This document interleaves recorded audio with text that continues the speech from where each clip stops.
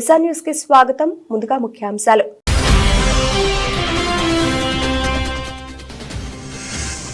Lake view guest house దగ్గర rain water sump పనులను పరిశీలించిన సీఎం రేవంత్. వచ్చే వర్షాకాలం నాటికి అన్ని చోట్ల పనులు పూర్తి చేయాలని స్పష్టం చేసిన ముఖ్యమంత్రి.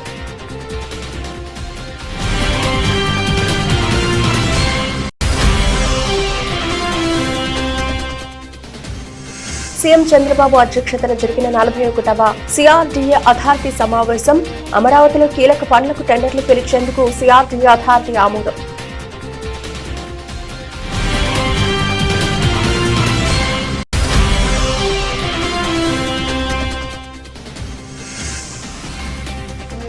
నేటితో ఏడాది పూర్తి చేసుకున్న కాంగ్రెస్ ప్రభుత్వం సహకరించిన ప్రజలందరికీ ధన్యవాదాలు తెలిపిన మంత్రి పొన్నం ప్రభాకర్.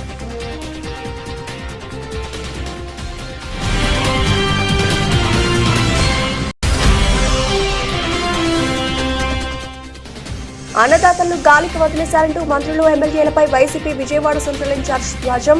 ప్రభుత్వం స్పందించి రైతుల నుంచి ధాన్యం త్వరితగతిన కొనుగోలు చేయాలని Malladi Vishnu demand.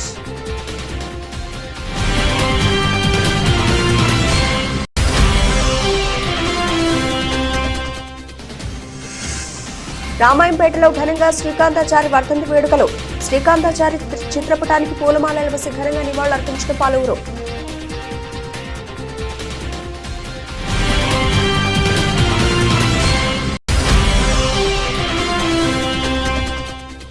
పడికొండలో social welfare బాలుర గురుకుల పాఠశాలలో బీఆర్ఎస్ గురుకుల బాటలో ఉద్రిక్తత. ఆశ్రమ పాఠశాలకు వెళ్లిన నాయకులను లోనికి రానివ్వకుండా అడ్డుకున్న పోలీసులు.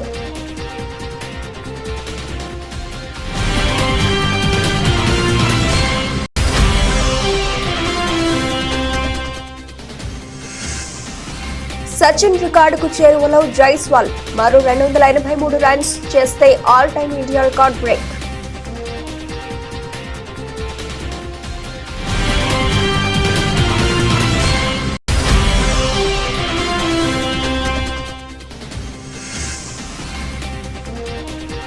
లాభాల బాటలో దేశీయ సూచీలు. సానుకూల ప్రభావాన్ని సూచిస్తున్న ఆసియా పసిఫిక్ మార్కెట్లు.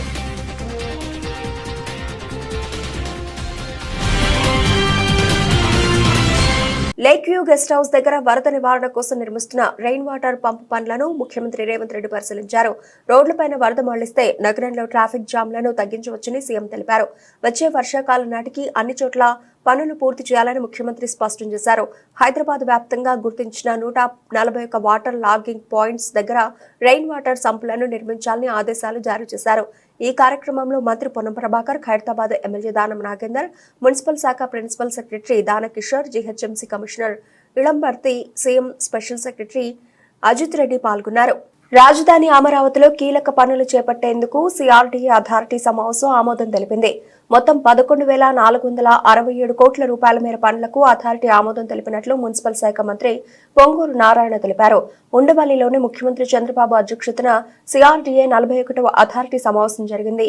ఈ సమావేశానికి మంత్రి నారాయణ, సిఎస్ నీరబ్ కుమార్ తో పాటు ఇతర అధికారులు హాజరయ్యారు. మొత్తం 23 అంశాలకు అథారిటీ ఆమోదం తెలిపింది. అథారిటీ తీసుకున్న నిర్ణయాలను మంత్రి నారాయణ మీడియాకు వెల్లడించారు. కూటమి ప్రభుత్వం ఏర్పడిన తర్వాత అమరావతి విషయంలో పలు కమిటీలు వేసి నివేదికల ఆధారంగా ముందుకెడుతున్నామన్నారు. సీఎం అధ్యక్షతన జరిగిన సిఆర్డీఏ అథారిటీ సమావేశంలో 11,467 కోట్ల విలువైన పనులకు టెండర్లు పిలిచేందుకు నిర్ణయించామన్నారు. సీడ్ క్యాపిటల్లో నిర్మించే 360 కిలోమీటర్ల ట్రంక్ రోడ్లలో 2,498 కోట్ల రూపాయలతో కొన్ని రోడ్లకు పనుల ప్రారంభానికి ఆమోదం తెలిపింది. వరద నివారణకు 1,585 కోట్ల రూపాయలతో పాలవాగు, కొండవీటి వాగు, గ్రావిటీ కెనాల్తో పాటు రిజర్వాయర్ల నిర్మాణానికి నిర్ణయించాం.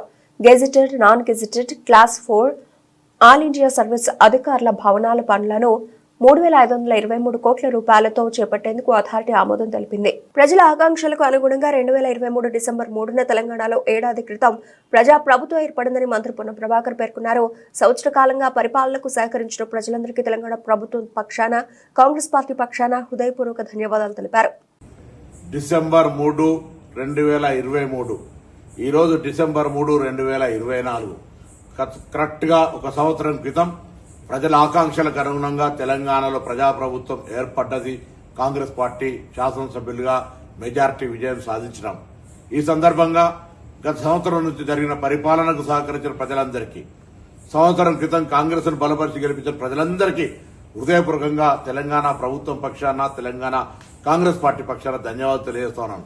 ముఖ్యంగా ఒక ఉద్యమకారుడిగా, విద్యార్థి నాయకుడిగా తెలంగాణ సాధనలో నా బాధ్యతను చూసి హుస్నాబాద్ నియోజకవర్గం నుంచి నన్ను శాసనసభ్యుడిగా గెలిపించిన హుస్నాబాద్ ప్రజలకు ప్రత్యేకించి ధన్యవాదాలు తెలియజేస్తూ, తప్పకుండా ప్రజల ఆకాంక్షలకు అనుగుణంగా ఈ సంవత్సర కాలంలో రైతులకు సంబంధించి తదితర అనేక సంక్షేమ కార్యక్రమాలు చేసిన మహిళలు కావచ్చు, ఇతరత్ర భవిష్యత్తు 4 సంవత్సరాలు కూడా ప్రజల ఆకాంక్షలకు అనుగుణంగా ప్రజాస్వామ్య విలువలతోటి ప్రజాస్వామ్య రక్షణకై కాంగ్రెస్ పార్టీ భవిష్యత్తు కార్యాచరణ తీసుకుంటుంది.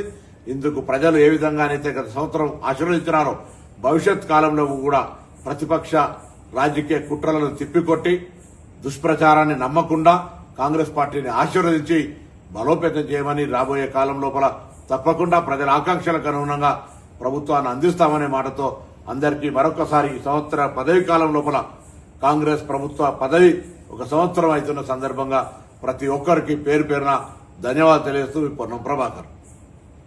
పేదల కోసం ఉద్దేశించిన బియ్యాన్ని అక్రమంగా రవాణా చేయడాన్ని వ్యవస్థీకృత నేరంగా పరిగణించాలని రాష్ట్ర ప్రభుత్వం నిర్ణయించింది. రాష్ట్ర సచివాలయంలో పౌర సరఫరాల శాఖ మంత్రి నాదెండ్ల మనోహర్, వ్యవసాయ శాఖ మంత్రి కె అచ్చెన్నాయుడు, వైద్య ఆరోగ్య శాఖ మంత్రి సత్యకుమార్ యాదవ్ తో కూడిన మంత్రివర్గ ఉపసంఘం సమావేశమైంది. ఈ సమావేశంలో విజిలెన్స్ అండ్ ఎన్ఫోర్స్మెంట్ డీజీ, శాంతి భద్రతల IG, civil supplies ex officio secretary, civil supplies corporation MD, maritime board CEO, customs అధికారి, కాకినాడ పోర్టు అధికారులు, రవాణా శాఖ అధికారులు పాల్గొన్నారు. రేషన్ బియ్యం అక్రమ రవాణా, కాకినాడ పోర్టుల వ్యవహారాలపై చర్చించారు. కాకినాడ పోర్టులో భద్రతా వ్యవస్థను బలోపేతం చేయాలని, ఇందులో భాగంగా కాకినాడ పోర్టు భద్రత కోసం చీఫ్ సెక్యూరిటీ ఆఫీసర్ను నియమించాలని ఈ సమావేశంలో నిర్ణయం తీసుకున్నారు. రేషన్ బియ్యం అక్రమ రవాణాను వ్యవస్థీకృత నేరంగా పరిగణిస్తున్నందున పీడీఎస్ బియ్యం అక్రమ రవాణా చేస్తే కఠిన చర్యలు తీసుకోవాలని ఆదేశించారు. కాకినాడ పోర్ట్ పరిసర ప్రాంతాల్లో రవాణా కార్యక్రమాలపై నిఘాను కట్టుదిట్టం చేయనున్నారు. కాకినాడ యాంకరేజ్ పోర్టులో బియ్యం ఎగుమతి చేస్తున్న స్టెలా నౌకపై చట్టపరమైన చర్యలు తీసుకోవాలని నిర్ణయించారు. హనుమకొండ జిల్లా కాజీపేట మండలంలోని మడికొండలో సోషల్ వెల్ఫేర్ బాలుర గురుకుల పాఠశాలలో బీఆర్ఎస్ గురుకుల బాటలో ఉద్రిక్తత చోటు చేసుకుంది.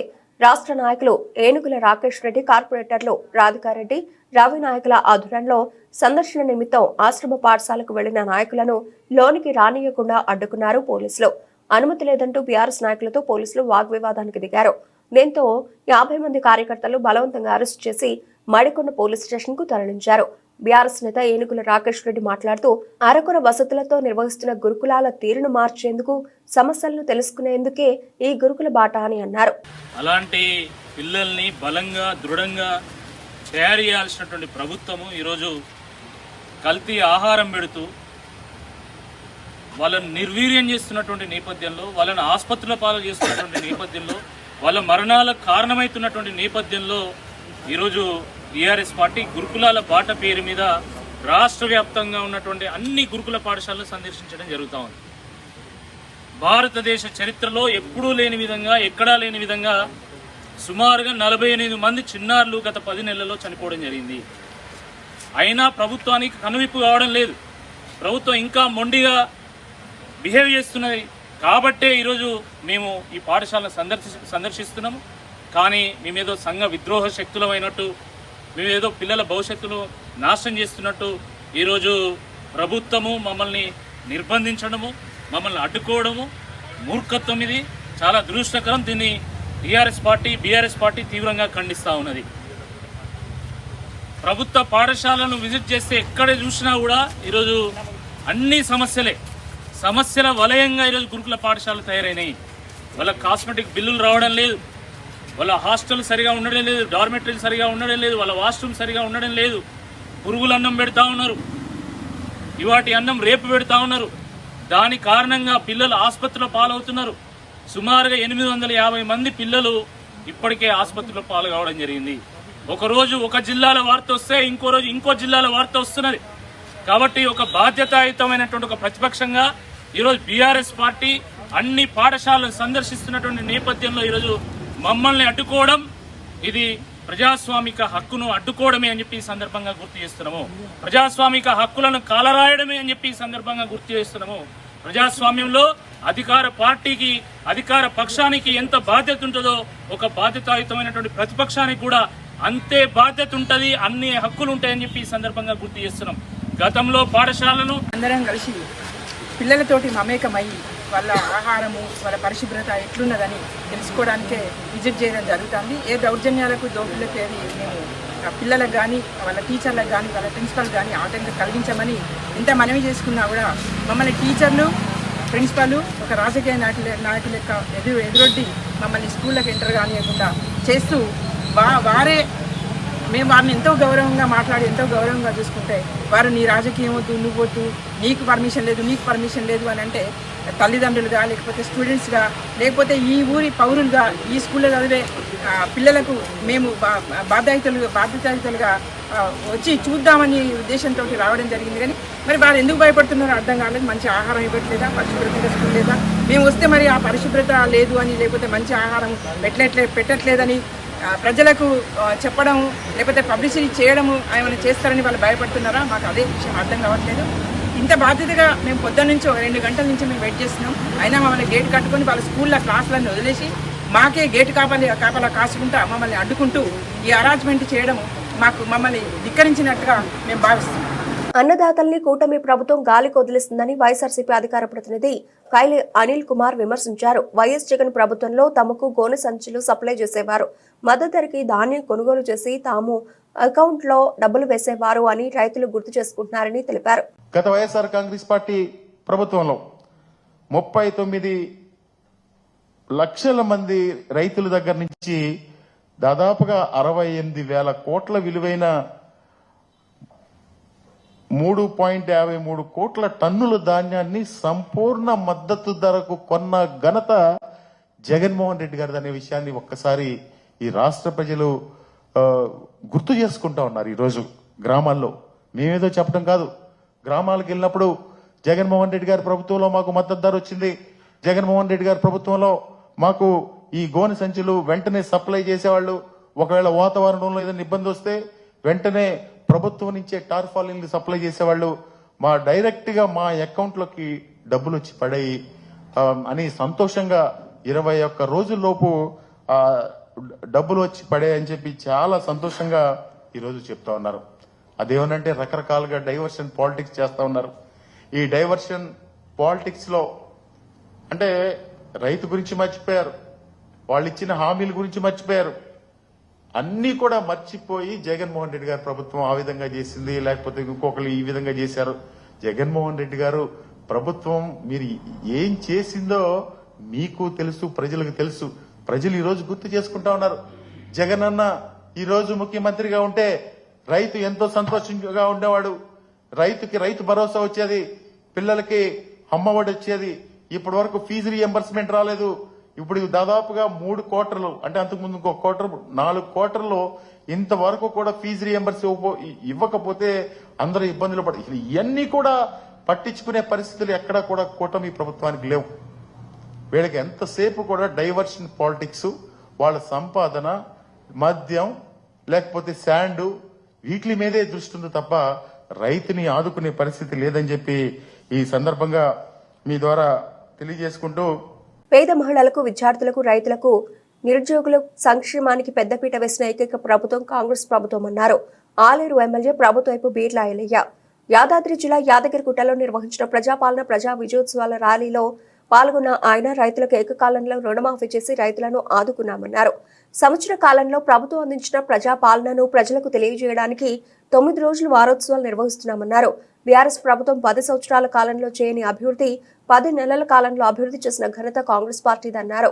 సంవత్సరంలో పేద ప్రజలకు, మహిళలకు, విద్యార్థులకు, నిరుద్యోగులకు, రైతులకు పెద్దపీట వేసి ఈ సంవత్సర కాలంలో ఏ శాఖకు ఎంతెంత అభివృద్ధి చేస్తామని ఒక నిదర్శనంగా ఈ 9 రోజులు వారోత్సవాలు నిర్వహించి, ఒకరోజు వ్యవసాయ శాఖ, ఒకరోజు వైద్య శాఖ, ఈరోజు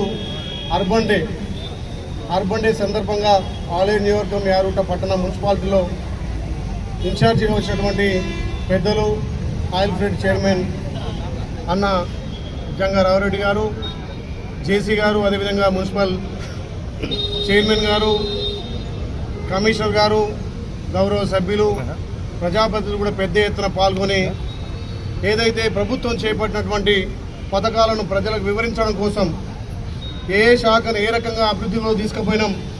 గత 10 ఏళ్లుగా టీఆర్ఎస్ చేయనటువంటి పని గౌరవ ముఖ్యమంత్రి రేవంత్ రెడ్డి నాయకత్వాన 10 నెలల్లో చేసి చూపించినటువంటి ఘనత కాంగ్రెస్ పార్టీది. ఇందిరమ్మ రాజ్యంలో ఏ రకంగా ముందుకు పోతున్నామో ఈ వారోత్సవం ద్వారా తెలియజేయడం కోసం ఇవాళ అర్బన్ డే సందర్భంగా 2K రన్వే పెట్టి ఇలా ప్రజలను చైతన్యం చేయడం కోసం ఈ ప్రోగ్రాం ఏర్పాటు చేయడం. దీంట్లో పాల్గొన్న ప్రతి ఒక్కరికి పేరు పేరున ధన్యవాదాలు తెలియజేస్తున్నాం. ముఖ్యంగా గౌరవ ముఖ్యమంత్రి రేవంత్ రెడ్డి గారు రైతులకు పెద్దపీట వేసిండు. భారతదేశంలో ఏ ముఖ్యమంత్రి కూడా తీసుకున్నటువంటి నిర్ణయం. తెలంగాణలో 25 లక్షల మంది రైతులకు 21,000 కోట్లతోటి ఏకకాలంలో రుణమాఫీ చేసిన ఘనత కాంగ్రెస్ పార్టీ గౌరవ ముఖ్యమంత్రి రేవంత్ రెడ్డి గారికి దక్కింది. అదే కాకుండా అన్ని విధాలా రైతులకు పెద్దపీట వేసి గత ప్రభుత్వాలు మర్చిపోయినటువంటి సంక్షేమ పథకాలను అమలు చేసి రైతులకు పెద్దపీట వేసినటువంటి ప్రభుత్వం కాంగ్రెస్ ప్రభుత్వం. ఇవాళ రైతన్నల కోసం పండించిన ధాన్యాన్ని వేగవంతంగా కొనుగోలు చేసిన 3 రోజులనే వాళ్ళ రైతుల అకౌంట్లో వేసి ఏదైతే మాట ఇచ్చిన ప్రకారం సన్న ధాన్యానికి. గుంటూరు జిల్లా చేబ్రోలు మండలం నారాకోడూరు గ్రామంలో గంజాయి విక్రయిస్తున్న 3 వ్యక్తులను అదుపులోకి తీసుకుని వారి వద్ద నుంచి 4 కేజీల గంజాయి ప్యాకెట్లను చేబ్రోలు పోలీసులు స్వాధీనపరుచుకున్నారు. ఈ సందర్భంగా చేబ్రోలు పోలీస్ స్టేషన్లో డీఎస్పీ జనార్దన్ రావు మీడియా సమావేశంలో మాట్లాడుతూ సులువుగా డబ్బు సంపాదించాలని ఇతర ప్రాంతాల నుంచి గంజాయి తీసుకొచ్చి విక్రయిస్తున్న 3 అరెస్ట్ చేశామన్నారు. మీడియా సమావేశంలో సీఐ కోటేశ్వరరావు, ఎస్ఐ వెంకటకృష్ణ సిబ్బంది పాల్గొన్నారు.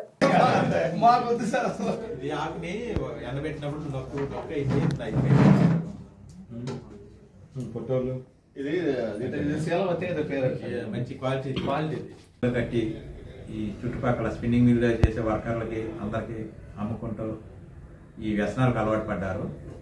అందులో భాగంగా మన కొన్నూరు రూరల్ సిఐ గారు కోటేశ్వరరావు గారికి, చేబ్రోలు ఎస్ఐ మన వెంకటకృష్ణకు వచ్చిన సమాచారం మేరకు వాళ్ళకి వచ్చిన సమాచారం మేరకు వెళ్ళి రైడ్ చేసి రెడ్ హ్యాండెడ్గా పట్టుకున్నప్పుడు వారి దగ్గర వీరు తీసుకొచ్చిన గంజాయి 4 కేజీలు, సుమారు 4 కేజీలు దాటి ఉంది, సీజ్ చేయడం జరిగింది. ఈ గంజాయి సీజ్ చేసే క్రమంలో వారిని ఇంట్రాగేషన్ చేసినప్పుడు వారు చెప్పింది ఏంటంటే వీళ్ళు ట్రైన్లోను బస్సులోను ట్రావెల్ చేసి ఈ గంజాయిని తీసుకొస్తారు, ఇక్కడ 500కి 1000కి అమ్ముకుంటా అలవాటు పడి ఫ్రీగా సులభంగా మనీ సంపాదించడం అలవాటు పడి దాన్ని వ్యసనంగా మారింది. వీరిని ఈరోజు రిమాండ్ చేయడం జరుగుతూ ఉంది. వీళ్ళ మీద తదుపరి సస్పెక్ట్ షీట్ కూడా ఓపెన్ చేసి వీళ్ళ మీద నిఘా ఉంచడం జరుగుతూ ఉంది. ఈ క్రమంలో పత్రికాముఖంగా అందరికీ విజ్ఞప్తి చేసేది ఏంటంటే కార్మికులు పనిచేసే ఓనర్స్ ఆ కార్మికుల మీద నిఘా పెట్టుకోవాలి. సీసీ కెమెరాల పర్యవేక్షణలో వాళ్ళని పెట్టాలి. ఏం జరిగినా కూడా ఫర్దర్గా ఇది గంజాయికి వెళ్ళింది, తర్వాత ఏ నేరంకి వెళ్ళినా కూడా అది వాళ్ళు కూడా బాధ్యత వహించాల్సి వస్తుంది. కాబట్టి ఈ పత్రికాముఖంగా స్పిన్నింగ్ మిల్ అందరికి కూడా చెప్పేది ఏంటంటే సీసీ కెమెరాలు ఏర్పాటు చేసుకోవాలి. కాంగ్రెస్ ప్రభుత్వ ఏడాది పాలనలో వైఫల్యాలను ప్రజలకు వివరించేందుకు బీజేపీ సిద్దిపేట జిల్లా శాఖ సిద్ధమైందని నందన్ గౌడ్ అన్నారు. సిద్దిపేట జిల్లా గజ్వేల్ బీజేపీ కార్యాలయంలో మీడియా సమావేశం నిర్వహించారు. ఈ సందర్భంగా మాట్లాడుతూ అబద్దాలతో సంవత్సర కాలం పాటు హస్తం పార్టీ ప్రజలను ఎలా మోసం చేసిందో ప్రజల్లో చైతన్యం కలిగించనున్నట్లు తెలిపారు. దీనికి సంబంధించి గత ప్రభుత్వం ఏదైతే ఉందో 10 సంవత్సరాల పాలనలో ఈ గజ్వేల్ నియోజకవర్గంలో వాళ్ళు చేసిన పనులు ఏవైతే ఉన్నాయో దానికి సంబంధించి గడా పాలన గజ్వేల్లో వచ్చిన తర్వాత కేసీఆర్ గెలిచిన తర్వాత ఇక్కడ గడా పాలనతో మొదలైంది. ఈ గడా పాలన వల్ల ఈ గజ్వేల్లో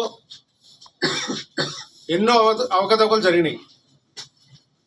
అలాగే ఒక 10 సంవత్సరాల్లో ఒక 10 ఈ గజ్వేల్లో జరిగిన పాలన గురించి మేము బీజేపీ పోరాడుతూనే గత 10 సంవత్సరాల నుంచి భారతీయ జనతా పార్టీ పోరాటంతో కేసీఆర్ను గద్దె దింపేలాగా మా ప్రయత్నం కొనసాగింది గజ్వేల్లో. అలాగే కొండపోచమ్మ సాగర్ గురించి చెప్పుకుంటే దాని కింద రైతులకు ఎలాంటి లాభం లేదు, ఏ కాలువ కూడా పూర్తి కాలేదు. కొండపోచమ్మ సాగర్ ఏదైతే 15 టీఎంసీలతో నిర్మాణం చేసి ఈరోజు కూడా దానిలో 3 టీఎంసీల నీళ్ళ కంటే ఎక్కువ నింపడం లేదు. దాని గురించి గతంలో కూడా చాలాసార్లు చెప్పినాం. అది పగుళ్ళు ఏర్పడి ఆ 3 టీఎంసీల నీళ్లు రైతుల దాకా ఒకవేళ సమయానికి రైతులకు వస్తున్నాయంటే అవి కూడా రాకుండా పొలాలు మునిగిపోవడము వచ్చిన చెరువుల్లో. అదొకటి 1200 డబుల్ బెడ్రూమ్ ఏదైతుందో డబుల్ బెడ్రూమ్లో సమస్య. అరువులకు ఒక్కరికి ఇప్పటివరకు డబుల్ బెడ్రూమ్ రాలేదు. 1200 డబుల్ బెడ్రూమ్ కడితే అరువులకు ఒక్క డబుల్ బెడ్రూమ్ కూడా రాలేదు. అలాగే బస్టాండ్ సమస్య. ఆ బస్టాండ్ కోసము మా భారతీయ జనతా పార్టీ కార్యకర్తలు ఏదైతే ఉందో ఈ మోసాల మీద ఫిర్యాదు చేయడానికి మీకు ఒకటి టోల్ ఫ్రీ నంబరు మా దగ్గర ఉంది. భారతీయ జనతా పార్టీ ఈ నంబరు ఎవరైనా సరే ఈ మోసాల మీద రైతులు కావచ్చు, గ్రామ సమస్యల మీద ఎవరైనా ప్రజలు కావచ్చు ఒక కాల్ చేయాల్సి వస్తుంది. ఆ కాల్ చేసి మీ సమస్యలు ఏమైనా ఉంటే ఈ నంబర్కు ఫోన్ చేసి చెప్పాలని కోరుతా ఉన్నాం. ఈ ఫోన్ నంబర్ వచ్చేసి 9240152447. మళ్ళీ ఒకసారి చెప్తాను, 9240152447. మెదక్ జిల్లా రామాయంపేట మండల కేంద్రంలో తెలంగాణ రాష్ట్రం కోసం మలిదశ ఉద్యమంలో తొలి అమరుడైనటువంటి కాసోజు శ్రీకాంతాచారి 15వ వర్ధంతి సందర్భంగా మెదక్ రోడ్లో అంబేద్కర్ విగ్రహం వద్ద శ్రీకాంతాచారి చిత్రపటానికి పూలమాలలు వేసి ఘనంగా నివాళులర్పించి వర్ధంతి వేడుకలు నిర్వహించారు. ఈ కార్యక్రమంలో మెదక్ జిల్లా స్వర్ణకార సంఘం ప్రధాన కార్యదర్శి సింకోజు దామోదరాచారి, పట్టణ అధ్యక్షులు కృష్ణాపురం రామకృష్ణచారి, గౌరవ అధ్యక్షులు ఏ లక్ష్మీనారాయణచారి, రాష్ట్ర కార్యదర్శి నెమలి శ్రీనివాసచారి, ఉపాధ్యక్షులు పూనా రవీందర్చారి, కోశాధికారి మైలవరం వేణుచారి, జాయింట్ కార్యదర్శి రాయరాపు కిరణ్ చారి, వీరితో పాటు గుడికందుల రవిచారి, ముత్యాల బాలచంద్రచారి, యాదగిరిచారి తదితరులు పాల్గొన్నారు. మరి అసూలు బాసినటువంటి కాసోజు శ్రీకాంతాచారి గారి 15వ వర్ధంతి సందర్భంగా మేము ఇక్కడ అతనికి ఘనంగా నివాళులు అర్పించడం జరిగింది. మా సన్నకార సంఘం తరఫున అందరం మా సంఘ సభ్యులందరం ఇచ్చేసి మరియు పుర ప్రముఖులు వాళ్ళందరి మధ్యలో ఈరోజు శ్రీకాంతాచారికి ఘనంగా మన వర్ధంతి సందర్భంగా నివాళులు అర్పించడం జరిగింది. మరి అలాగే ఈ 15 సంవత్సరాలు శ్రీకాంతాచారి చనిపోయిన తర్వాత కూడా తెలంగాణ ప్రభుత్వం ఏర్పడ్డది. ఆయన ఆత్మ బలిదానంతో ఏర్పడదని చెప్పేసి మరి ఒప్పుకుంటూనే ఈ ప్రభుత్వాలు మరి జయశంకర్ సార్ కావచ్చు, ఈ తెలంగాణ ప్రభుత్వానికి జయశంకర్ సార్ ఎన్నో రకాలుగా మరి సహాయ సహకారాలు అందించి ఆయన ఆశయాలను కూడా తెలియజేశాడు. అయినప్పటికీ ఈ 15 సంవత్సరాల తర్వాత మన తెలంగాణ ప్రభుత్వం వచ్చిన తర్వాత మరి ఈ మన టీఆర్ఎస్ ప్రభుత్వం మమ్మల్ని విస్మరించింది, విశ్వబ్రాహ్మణ్ని.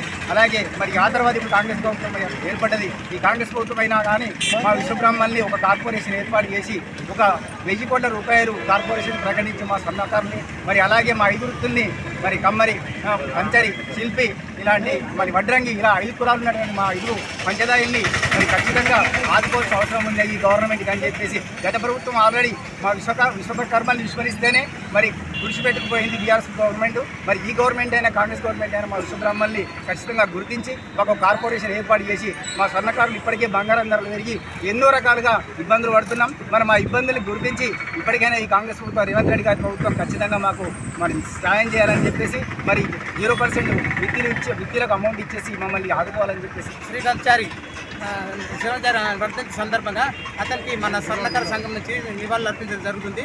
మన తెలంగాణ ప్రభుత్వం ఏర్పడడానికి అసలు అగ్నికి అసలు పట్టిన శ్రీకాంతాచార్యుడు స్వర్ణకారుడు తన యొక్క పోరాట ఫలితమే ఈరోజు తెలంగాణ ప్రభుత్వం ఏర్పడింది. తర్వాత సమైక్యాంధ్రలో మనం పడ్డ కష్టాలను సహించుకోలేక ఎందరో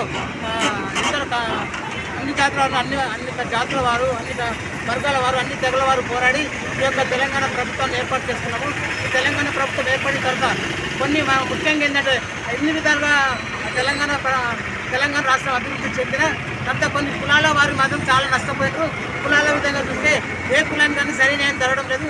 ఈ కులాలలోకి వేరే సంపన్నదారులు అంటే పెట్టుబడిదారులు తర్వాత మారుడి వాళ్ళు వచ్చి అన్ని రంగాల్లో వచ్చి ఈ కుల వ్యవస్థను పూర్తిగా దెబ్బతీశారు. ఈ కుల వ్యవస్థపై ఇంతకుముందు ఉన్న ప్రభుత్వాలు ఏమి పట్టించుకోవాలి కాబట్టి ఇక ముందు కాంగ్రెస్ ప్రభుత్వమైన పట్టించుకోవాలి. కులాలకు సంబంధించినటువంటి వాళ్ళకి ఎలాంటి ఉపాయం చేయాలని ఆలోచించి కులాల వారిగా వృత్తులను రక్షించి వృత్తులకు తగిన న్యాయం చేకూర్చాలని టీమిండియా యువ సంచలనం యశస్వి జైస్వాల్ ప్రస్తుతం అద్భుతమైన ఫామ్ లో ఉన్నాడు. దాంతో ఈ ఏడాది పరుగుల వరద పారుస్తూ ఉన్నాడు.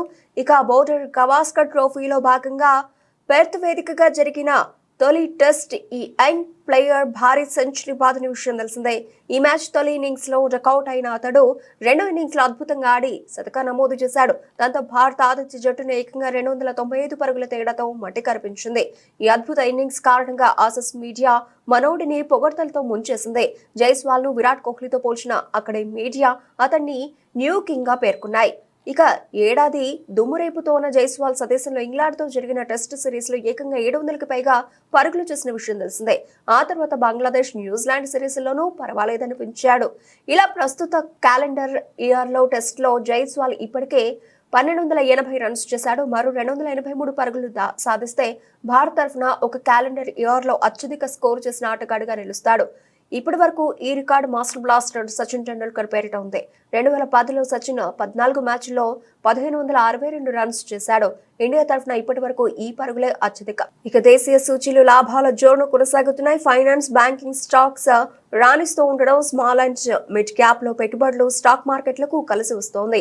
ఆసియా పసిఫిక్ మార్కెట్లు పాజిటివ్ గా ట్రేడ్ అవుతూ ఉండడం దేశీయ సూచీలపై సానుకూల ప్రభావాన్ని సూచిస్తున్నాయి. ఈ నేపథ్యంలో మంగళవారం ఉదయం లాభాలతో ప్రారంభమైన సెన్సెక్స్ అదే జోరుగా కొనసాగుతోంది. నిఫ్టీ కూడా సెన్సెక్స్ బాటలోనే కదలాడుతోంది. సోమవారం ముగింపుతో పోల్చుకుంటే దాదాపు 170 పాయింట్ల లాభంతో 80,529 వద్ద మంగళవారం ఉదయం మొదలైన సెన్సెక్స్ లాభాల జోరును కొనసాగిస్తోంది. ఒక దశలో దాదాపు 500 పాయింట్ల లాభపడి 80,701 వద్ద గరిష్టానికి చేరుకుంది. ప్రస్తుతం ఉదయం 10:30 సమయంలో సెన్సెక్స్ 390 పాయింట్ల లాభంతో 80,645 వద్ద కొనసాగుతోంది.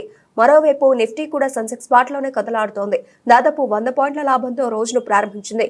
ప్రస్తుతం 119 పాయింట్ల లాభంతో 24,396 వద్ద కొనసాగుతోంది. బులెటిన్ ముగించే ముందు హెడ్లైన్స్ మరోసారి.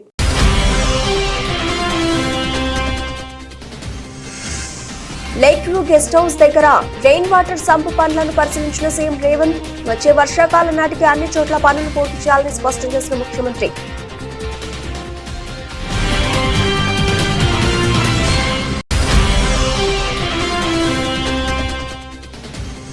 సీఎం చంద్రబాబు అధ్యక్షతన జరిగిన 41వ సిఆర్డీఏ అథారిటీ సమావేశం.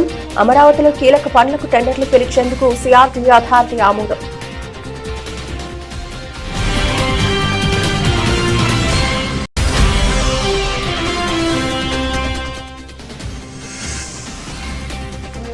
నేటితో ఏడాది పూర్తి చేస్తున్న కాంగ్రెస్ ప్రభుత్వం సహకరించిన ప్రజలందరికీ ధన్యవాదాలు తెలిపిన మంత్రి పొన్నం ప్రభాకర్.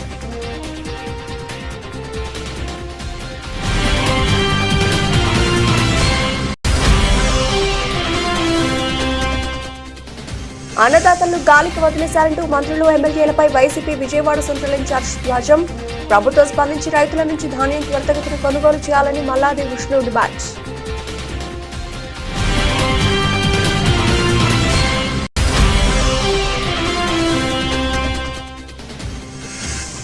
రామాయంపేటలో ఘనంగా శ్రీకాంతాచారి వర్ధంతి వేడుకలు. శ్రీకాంతాచారి చిత్రపటానికి పూలమాలలు వేసి ఘనంగా నివాళులర్పించిన పలువురు.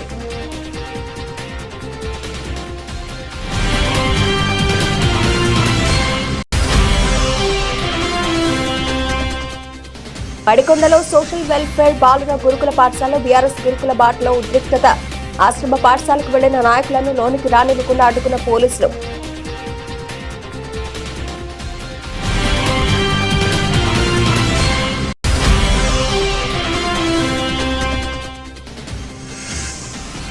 సచిన్ రికార్డుకు చేరువలో జైస్వాల్. మరో 283 రన్స్ చేస్తే all time India record break.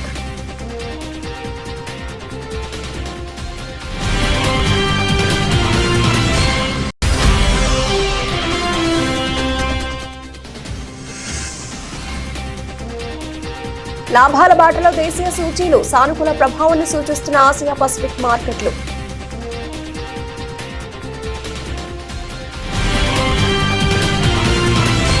ఇవి ఇప్పటివరకు డబుల్ అప్డేట్స్. మరిన్ని అప్డేట్స్ తో మళ్ళీ కలుద్దాం. అంతవరకు సెలవు. నమస్తే.